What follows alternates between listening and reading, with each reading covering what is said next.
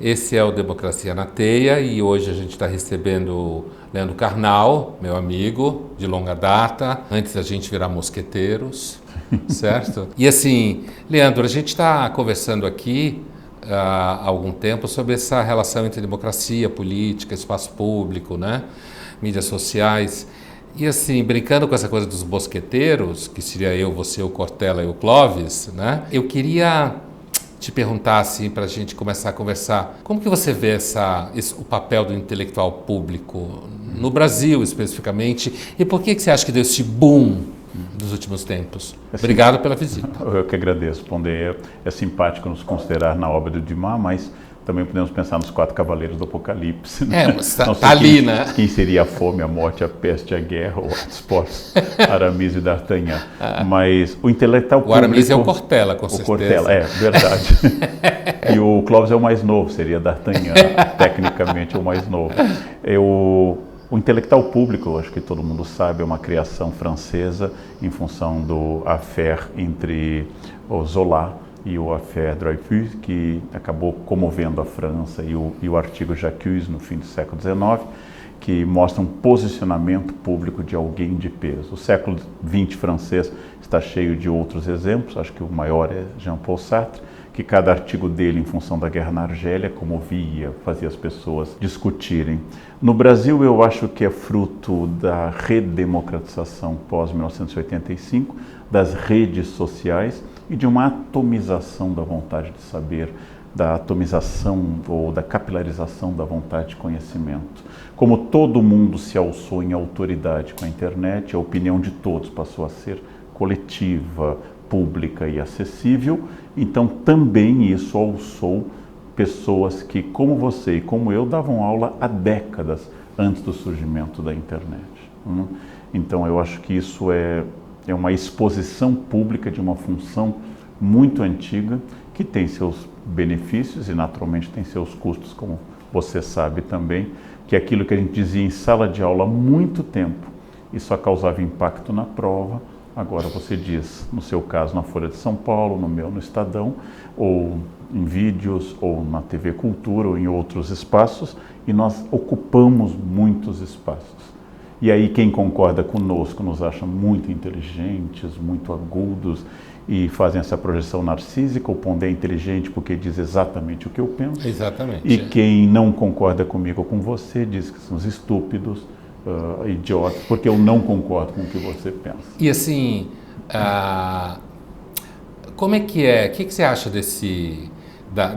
da inserção do intelectual na mídia e no sucesso, né? Como é que você viveu isso em relação à academia? A gente sabe que a academia é um âmbito de pessoas assim super doces, exatamente, interessadas no saber. Acho que todo ambiente de trabalho é um ambiente complexo. E eu acredito que em qualquer situação, de um escritório a uma universidade, o fato de alguém ganhar fama provoca rebuliço. Mas de novo se repete a questão. Quem gostava de mim na universidade continua gostando, quem não gostava continua... Tem mais razão para gostar e mais razão para odiar. Mais razão, exatamente. E, naturalmente, a fama sempre mexe também com o narciso das pessoas. Ela mexe com a convicção das pessoas sobre si. Eu acho que a vaidade é um fenômeno universal, eu sempre repito, com toda sinceridade, eu nunca conheci alguém humilde. Então, seria muito interessante, tenho 56 anos, não sei quantos durarei mais, talvez eu venha conhecer alguém humilde, mas não tive essa oportunidade ainda. Agora, há pessoas que controlam mais a vaidade que controlam menos. As mais vaidosas. As mais vaidosas controlam melhor a vaidade. Exatamente, porque a vaidade é um excelente antídoto para a vaidade. Então, eu não faço tal coisa porque eu acho que pode arranhar a minha imagem. Então, a vaidade faz com que você controle a vaidade. Assim, eu lembro que uma vez eu não lembro qual foi a fonte, ou se a gente estava junto, ou você escreveu uma coisa sobre a minha pesquisa de doutorado do jansenismo, né? E Você não tem algo de jansenista também, apesar de ter sido educado em escola jesuíta, como eu também fui, mas assim, esse teu comentário sobre vaidade é um tema que você está sempre perseguindo. Há algo de jansenista em você, de duvidar da natureza humana? Sim, eu acho que é um traço, inclusive, que me aproxima da sua posição, que é mais conservadora em geral que a minha. Coisa difícil para as pessoas entenderem que eu gosto de você, sou seu amigo e não concordo com tudo que você diz. Porque no nosso mundo, não concordar é eliminar. Hoje em dia está assim mesmo. É curioso, né? Então eu digo publicamente, né? Leio, e o seu texto sobre o homem insuficiente, ele ilustra nessa heresia do catolicismo uma descrença que eu tenho na perfectibilidade humana, que me aproxima do Burke, que me aproxima dos grandes clássicos conservadores. Mas eu não acho que como eu sou ateu como você, eu não acho que a gente precise dar graça para essa perfectibilidade. Então essa perfectibilidade, esse neologismo que se remete depois para Aristóteles, que nunca usou essa palavra, ela pode nascer da ação humana, porque eu sou historiador e não filósofo, ainda que tenha formação filosófica com os jesuítas, mas sou historiador. Então, seres humanos agem e as coisas podem melhorar ou piorar. Então, eu não chego ao radicalismo do Príncipe de Salinas no Leopardo, que diz que as coisas vão melhorar um pouco e depois vão piorar. Muito. Quando anunciam ele que ele poderia ser senador pela Nova Itália. Eu acho, por exemplo, que a situação da mulher e o combate ao racismo hoje está melhor do que há 100 anos. Sim, sem Acho dúvida. que sim. E isso não foi fruto de uma graça infusiva extraordinária, isso não foi fruto de um acidente celeste, isso foi fruto de ação concreta de pessoas que lutaram para isso, consagraram na lei ou nos costumes, na prática ou nos desejos, que uma mulher, por exemplo, hoje possa se divorciar, casar de novo e não seja um peso como era antes da aprovação, por exemplo, do desquite no fim da década de 70 ou do divórcio depois. Eu lembro, no final dos anos 70, quando alguém falava assim, fulana é desquitada. Isso tinha um significado entre os adultos lá, de que agora ela estava disponível para sexo. As outras mulheres se afastavam dela, né? Porque achavam que os maridos iam começar a querer sair com elas. Quando eu fui criança em uma cidade pequena do interior gaúcho, conservadora, e de uma família conservadora, e tínhamos apenas uma menina na sala, fruto de pais separados, e quando ela não aprendia polinômio, a explicação dada em público era essa: é óbvio, os pais são separados. A separação dos pais impede o aprendizado do polinômio, em nome de Newton, de cadeia fenol orgânica, porque os pais são separados. Deviam imaginar que existe algum tipo de conturbação, Exatamente, de família instável. Então, todo mundo tinha dificuldades com certos conteúdos, mas ela, quando não aprendia, era dito claramente, né? É óbvio. E não havia possibilidade de você ter sociabilidade com alguém que fosse filho de uma... Era melhor sair na casa de pais que se odiassem, mas estivessem formalmente casados e mantivessem o leito a contragosto. Né? Você uma vez falou que uma das melhores formas de conter o desejo sexual é casando. Exatamente. Você acha que a humanidade devia suspender o casamento? Matematicamente, nós sabemos desde o relatório Kinsey, Master Johnson, que o casado tem mais sexo do que o solteiro, apesar da propaganda dizer o contrário. Mas é uma lógica da natureza até o momento, ainda que eu acredite pouco numa natureza humana, mas é uma lógica que a repetição tende a diminuir o entusiasmo. Sim. Então, a primeira vez em Paris não é igual à 10ª vez em Paris. Né? Você começa a ver o trânsito, que a comida não é tão boa. As 90 primeiras relações sexuais com sua esposa não são iguais à que passa do número 1000 ou 1500. Isso é da natureza de tudo. Um carro novo só é novo por um pequeno período de tempo. Voltando a essa coisa do mundo melhora, o mundo não melhora, que eu acho que é uma afirmação, na verdade, nenhum de nós aqui acha que pode-se falar que o mundo melhora, o mundo piora. Quer dizer, você tem regiões, como você citou, racismo e a questão da emancipação feminina como exemplos de que você hoje tem uma condição melhor nessas áreas do que há 100 anos atrás, né? Mas o que eu queria te perguntar é o seguinte, como que você pensa questões como essa numa chave dialética, por exemplo? Hoje, não há dúvida que existe emancipação. Não só de mulheres, como uma série de coisas. Assim como existe maior longevidade. Mas, ao mesmo tempo, à medida que as condições de vida melhoram, nas regiões onde elas melhoram, a taxa de natalidade cai. E as pessoas, há uma tendência no mundo hoje, as pessoas viverem mais e serem cada vez mais sozinhas. Então, se falta digamos, a sensibilidade conservadora, como fala o Oakeshott, um certo cuidado para não chegar à inércia, ou à pregação da inércia, não faltaria, ao que se chama por aí de sensibilidade progressista, a percepção de que existem momentos negativos em certos avanços, como longevidade maior, solidão, melhor condição de vida material, trabalho, menor taxa de natalidade. Afora o fato que alguns acham que a humanidade tem que acabar mesmo, né? Como Machado de Assis, o Brás Cubas. Eu acho que você fez várias perguntas, eu não respondi do bloco anterior, se as pessoas devem ou não casar. Agora você pergunta se elas devem ou não viver muito, se elas são ou não sozinhas. Eu tenho uma convicção que não existe essencialismo, eu tenho uma convicção básica de que a existência precede a essência. A ideia não é bem minha, alguém já pensou nisso? Eu ouvi dizer que um cara falou isso. Eu acho que era um cara meio existencialista. Exatamente. Assim, né? Mas eu acho que não existe fórmula, então as pessoas devem ou não casar. Eu tenho conhecidos francamente felizes no casamento, francamente. E não imagino para eles outro destino que não esse, escolhido por eles. A partir de questões culturais, históricas e pessoais, psicologizantes e sociais. Então há pessoas que casam e são muito felizes.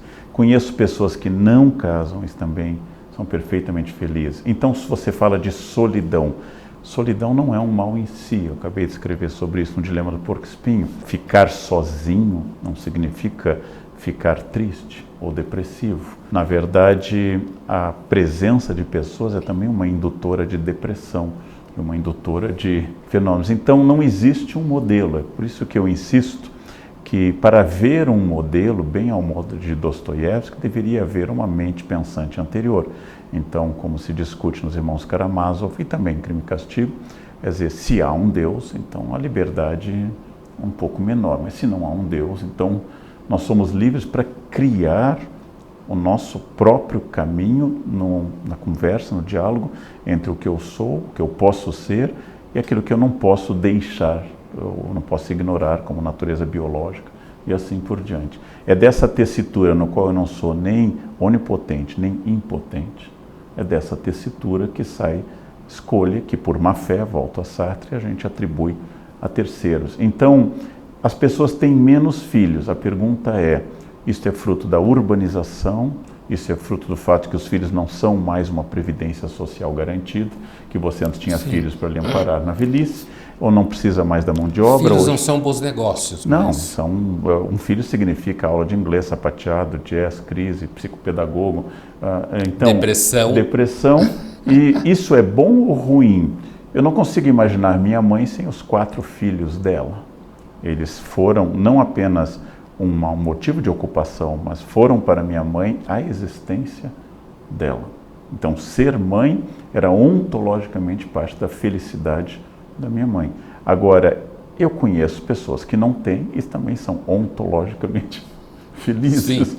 Felizes. Então, ter ou não ter filhos não tem uma resposta, é só a autoajuda que acha que há essa resposta pronta, imediata, boa. Não existe uma resposta, não tem um modelo, não existe essencialismo. E este é o grande drama, é o caráter aleatório, randômico das coisas e da nossa vontade, que oscilando, como eu disse, entre impotência e onipotência, fica criando sonhos de que eu posso tudo, discurso em geral de autoajuda, ou de que eu não posso nada, que seria um jansenismo agostiniano radical, em que eu tenho que depender de uma providência totalmente acima de mim. Então, vamos pensar em termos estatísticos e ontológicos ao mesmo tempo, pensando no que você está falando. Porque, assim, é claro que a história é feita de interação. Nem eu nem você estamos esperando a graça. E eu tampouco o Messias.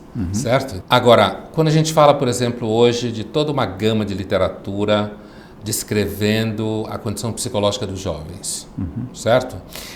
Pensando aqui estatisticamente, o que eu quero dizer é o seguinte, É evidente que existem avanços e não se trata de negá-los. O que eu dizia era assim, também existem pessoas que ficam felizes casadas e pessoas que não ficam felizes casadas. Mas há, pelo menos, uma preocupação do ponto de vista da saúde pública, da psiquiatria pública, de que parece acontecer um certo aumento de medicação entre jovens, uma certa depressão entre jovens, devido ao fato que eles são solitários, classe média para cima, não têm irmãos, os pais são já pessoas que vêm de certo processo de medicação, então isso que eu estou chamando de estatística, quer dizer, existe uma certa estatística que nos chama a atenção para o fato de que criamos, decidimos e tomamos decisões, mas isso implica um volume, digamos assim, do ponto de vista epidemiológico, quase, de um aumento dos dados de melancolia e depressão. E o ontológico é quando você falou do Dostoiévski, né? Quer dizer, o Dostoiévski, a grande preocupação dele quando ele diz se não existe Deus, tudo é permitido, se a alma é mortal, tudo é permitido, é que qualquer pessoa que pense numa chave relativista, efêmera, lidando com a contingência, com a ausência de Deus, de alguma forma, se pensar em termos ontológicos, sabe que há um certo risco de niilismo. A minha pergunta para você é a seguinte: o que você acha dessas estatísticas um pouco deprimentes, suicídios entre jovens e tal? E a outra é, uma pessoa como nós, que não acreditamos no absoluto, não acreditamos numa solução definitiva, a gente não tem sempre que ter o niilismo com um certo conselheiro? São muito vastas as suas propostas e muito interessantes. Em primeiro lugar, eu creio que o discurso médico, como adverti alguém que você gosta menos do que eu, que é o Foucault, o discurso médico, ele estabelece lógicas a partir de determinadas concepções. Em países onde os psiquiatras acreditam em déficit de atenção, existe mais recomendação de Ritalina. Sim. Em países onde os psiquiatras não acreditam no déficit de atenção como tão coletivo ou tão onipresente, receitam menos Ritalina. Existe uma cultura a esse respeito. Hoje há um debate sobre o uso de psicotrópicos, mas psicotrópicos no grau psicodélico, há um debate, estava hoje nos jornais, entre o uso de coisas como a ayahuasca e outros, se tem valor psiquiátrico. E hoje um eminente psiquiatra defende contra o ataque de outros eminentes especialistas. Uma delas foi a minha mulher. Exatamente. Que atacou essa tese. Ou seja, sua mulher não gosta do Santo Daime como recurso freudiano. Mais ou menos isso. Mais ou menos isso.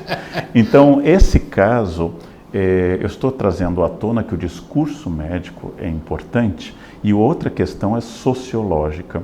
Então, quando se fala, por exemplo, da atual epidemia de suicídios entre jovens em São Paulo, grave, muito grave, sim, e que não se divulga muito por motivos exatamente para não esse efeito tabu no jornalismo, o que é correto, contagia, parece correto. Ou a alta taxa de suicídios na Suécia, mas principalmente hoje no Japão entre jovens, nós temos que pensar um pouquinho se isto representa um recorte social expressivo. Por exemplo, para um jovem de classe média e média alta, estudante de um bom colégio, dotado dos últimos gadgets eletrônicos, se o tédio existe na mesma proporção para alguém que acorda às 5 da manhã na Zona Leste, e se tiver falta de atenção, leva um tapa do pai ou um tapa da professora da escola pública e nunca vai ter acesso à Ritalina e nunca vai ter antidepressivo, vai ter que trabalhar. E se essa nossa descrição da depressão, que é real, é uma doença, depressão é uma doença e é grave, se essa descrição também não tem que levar em conta o matiz da nossa classe média branca, leitora de jornais, entediada com seus gadgets eletrônicos. Provavelmente sim, a estatística diz isso. Então, nesse caso, de classe social. Nós estamos pensando a partir de uma reflexão que tem que levar em conta essa diversidade. Se para um jovem indiano, que outro grande avanço dos últimos 40 anos, centenas de milhões de pessoas na Índia e na China foram tiradas da pobreza. Sabe que o jovem indiano processou os pais essa semana, né? Processou os pais porque não pediram o consentimento dele para gerá-lo. Ah, sim. É um novo tipo. Segundo a crença hindu, pediram. Ele não está levando... Mas ele provavelmente já é ateu. Não. Um hindu ateu é uma contradição em termos. Então, essa essa onipresença da vontade que esse processo parece indicar, ou seja, eu tenho que considerar que o mundo vai ao meu encontro da minha vontade, isso é uma característica contemporânea, mas é muito uma característica de classe média branca, ocidental, urbana. A riqueza faz mal, Karnal? Não, a riqueza faz muito bem, tanto que lutamos por ela, mas, ela pode lhe desviar de questões centrais e lhe fazer focar em questões triviais como o último modelo de iPhone. A riqueza faz mal, quando eu pergunto, é assim, no sentido de que jovens que são criados com uma certa condição social, quando você vai olhar com os índices de medicação e aquela história toda, são justamente esses que têm mais dificuldade de lidar com dificuldades da vida, na escola, como dizem por aí, menos resiliência. Mas eu queria a segunda parte, porque eu acho que é uma coisa que você tem muito a dizer, assim, o niilismo não deve ser um conselheiro diante de uma fé excessiva na capacidade humana. Sabe por que eu te pergunto isso? Porque é muito comum, imagina uma situação X, você está numa sala de aula discutindo, sei lá, relativismo moral, tá? Um tema assim básico de filosofia, moral e tal. Relativismo moral. E aí você às vezes encontra alguns alunos, isso pode ser também na pós, mestrado, doutorado, questão de idade, que é um relativista confortável. E aí você assume uma posição niilista, no sentido de que, tá bom, tudo é permitido, vamos até o fim. Eu não conheço um relativista num ambiente como esse que não chega numa hora e sinta um certo mal-estar. É como se o niilista, até para o relativista, fosse indigesto. O que você acha dessa relação? Eu acho que é o tema do Dostoiévski. Eu acho que o niilismo, da expressão de dissolução de todo e qualquer valor, de toda e qualquer axiologia, de todo e qualquer sentido, de toda e qualquer escatologia religiosa ou política, ou de qualquer utopia de não redenção, ele não é bom nesse sentido, mas no sentido de que a diminuição do meu eu desejante, narcísico, que centra esse desejo do meu universo em mim e tudo vinde a mim, eu acho que é bom ter um certo afastamento niilista, é bom ter um certo afastamento relativista e, acima de tudo, de não se dar tanta importância. Então, nesse sentido, eu acho que se você não se dá tanta importância, você pode adquirir alguma importância. O problema é que a própria palavra niilismo, relativismo e até a palavra hedonismo são lidas à luz do cristianismo, que tem uma escatologia, que tem uma teleologia e tem uma axiologia muito definidas. E todos esses valores acabam atacando os valores cristãos. Então é preciso um pouco mais de relativismo, porque atrás da crença absoluta ou dogmática em você ou nos seus valores estão os genocídios, estão as violências, estão todas as questões dos crentes, que podem ser um Stalin ateu, um Fidel Castro ateu, um Mao Tse-tung ateu, ou pode ser a Inquisição, ou pode ser o nazismo. Ou seja, podem os crentes, no seu valor, seja ele socialista ou capitalista, de direita ou de esquerda, que levam a ferro e fogo a imposição ao mundo e a crença de que o mundo pode ser transformado à sua vontade, criam utopias, e as utopias têm um custo humano altíssimo, né? Porque quem não se adapta a elas vai ser eliminado. A sua fala me lembra aquele romeno, Cioran, né? Quando ele fala no Breviário da Decomposição, bem o que você está dizendo, quando ele diz assim, um certo hamletismo de alma, no sentido de uma certa dúvida, protege você e torna você uma pessoa muito mais razoável. E quando ele diz que muitos dos males do mundo são gerados pela tensão de uma vontade muito segura. Eu acho que a segurança é fruto, em geral, da ignorância, mas ela é gêmea chifópaga. Ela é gêmea chifópaga do autoritarismo. Então, por exemplo, eu gosto tanto do Hamlet que, se eu pudesse, aplicaria Hamlet ao Hamlet. Se o Hamlet entendesse o monólogo que ele faz, ele não teria chegado ao quinto ato. Não precisava mais de 4.000 versos. Ele teria entendido. É a peça que tem mais palavras do Shakespeare. Exatamente. Né? Né? Você escreveu um livro sobre Shakespeare. Acabei de escrever um livro sobre o que eu aprendi com Hamlet. Isso é muito importante. Assim como eu gosto tanto de Freud, que eu aplico Freud a Freud. Então, quando eu leio Freud sobre as mulheres, eu acho que a percepção dele do feminino é ruim, por causa de uma série de fatores. Então eu aplico Freud a Freud, ou seja, onde a infância e a formação de Freud, e ter nascido em 1856 no lugar que ele nasceu, acaba marcando a biografia dele. É uma análise do contexto histórico. Então, né? uma coisa boa é aplicar cristianismo às igrejas, é uma revolução, aplicar Freud a Freud, aplicar conhecimento às universidades, saber aos professores, humanismo aos humanistas. Isso é mais radical. É mais radical. É mais radical. E duvidar um pouco, duvidar é muito importante, não o pirronismo, ou seja, a dúvida absoluta, que eu acho que é uma salvação meio de autoproteção. Mas a dúvida sistemática, pelo menos a cartesiana, eu tenho direito a pensar que tudo que me ensinaram não é válido. Mas eu não tenho direito, que seria o oposto de hoje, a supor que eu sou o início do conhecimento. A partir de mim se define a filosofia, o saber, e depois de mim o dilúvio. Sim. Eu acho que esse après-mort déluge é um grande problema hoje. Eu não sei muito, outros souberam muito mais antes de mim, mas eu preciso reviver biograficamente a trajetória do conhecimento e sabendo o que você já disse de forma pública a partir da sua experiência de aluno da USP. Alguém já pensou isso antes de você e melhor. Mas isso não significa que eu tenha pensado. Então eu tenho uma necessidade existencial de passar por essa aprovação, pela dúvida, e a juventude deve ser cética, um bom momento para ser cético, porque a idade vai te tornando ou acomodado ou dogmático, ou indiferente. Então, pelo menos na juventude... Apesar de que eu acho que a juventude hoje é menos cética do que outras já foram. Eu também acho. Puritana. Eu queria voltar ao começo, mas uma outra chave. É assim, eu, você e alguns colegas temos tido a experiência de ir ao mundo corporativo, certo? Intelectuais públicos no mundo corporativo. Você acha que um intelectual público no mundo corporativo tem um papel diferente de alguém que vai ao mundo corporativo motivar as pessoas? Eu acho que sim, e acho fundamental que o conhecimento seja acessível a todos, desde palestras públicas e gratuitas, ou na universidade, ou no mundo corporativo. Mas eu vou lhe dar um exemplo do que eu vivi. Eu falava muito de relações entre pessoas e um especialista em RH veio me dizer, ele era o clássico motivador, que eu tinha um equívoco. Eu não entendia que o papel específico do RH naquela empresa era harmonizar os desejos e as necessidades entre contratados e contratantes. Então ele queria dar ao RH uma posição de imunidade ou de neutralidade ou de bonapartismo diante da realidade da empresa.